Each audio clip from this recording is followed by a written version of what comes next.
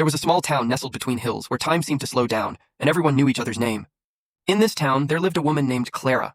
She worked at the local bakery, a cozy little shop that always smelled of freshly baked bread and sweet pastries. Clara had a quiet kind of beauty, the kind that wasn't loud or noticed at first glance.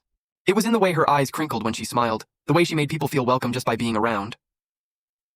One rainy autumn afternoon, a man named Ethan came into the bakery. He was new to the town, having just moved from the city to escape the chaos of his life. He'd rented a small cottage near the edge of the woods, and each morning he walked to the bakery for his coffee and croissant. Clara noticed him, as she noticed everyone who came through her door, but there was something different about him. He had a sadness in his eyes, a quiet grief that he didn't wear on his sleeve, but it was there, lurking in the corners of his gaze. Over time, Ethan became a regular. He'd sit in the corner by the window, sipping his coffee and reading the newspaper. And Clara would always bring him his croissant with a soft smile, exchanging a few words about the weather or the town's gossip. It was small talk, but over the weeks it became a routine and something more. Clara felt drawn to him, and she could see that, despite the walls he'd built around himself, Ethan was starting to let her in.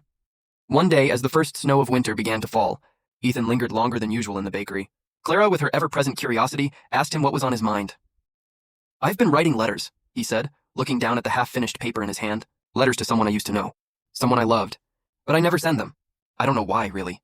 Maybe I'm afraid of what they'd mean if I did." Clara didn't press him further, but something in his words stayed with her. She knew that kind of love. Unspoken, unfinished, left hanging in the air. It was the kind of love that could either heal or break a person, depending on whether they ever took the leap to speak the words that had stayed buried in their heart for so long. As winter turned to spring, Clara found herself thinking more and more about Ethan and those letters he never sent. She wondered if he would ever have the courage to reach out to the person he still loved, or if he'd continue carrying that weight alone. And then one evening, as she was closing up the bakery, he came in one last time, his face softer than it had ever been. "I think," he said quietly, "I'm finally ready to send one of those letters." Clara's heart skipped a beat. "To who?" "To myself," he replied with a faint smile. "To the person I was before I became so afraid of love. I've spent so long hiding from it, but I think I've learned to trust it again. Maybe not fully, but enough to start." And with that, he walked out into the night, the snow falling softly around him. Clara never heard about the letter, but she knew the moment he sent it, something had changed. She could see it in the way he held himself, the way he smiled a little brighter each day.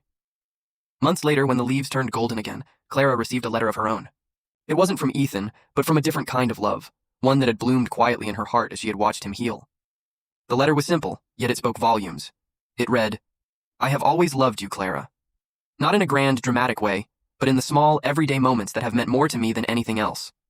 You taught me that love doesn't need to be perfect to be real. I hope you'll let me show you how much." The signature at the bottom was simple, Ethan. And so love, in its quiet, patient way, had found its way into both of their lives. Not in the grand gestures, but in the small steps, the waiting, the healing, the letting go of fears that had once held them apart.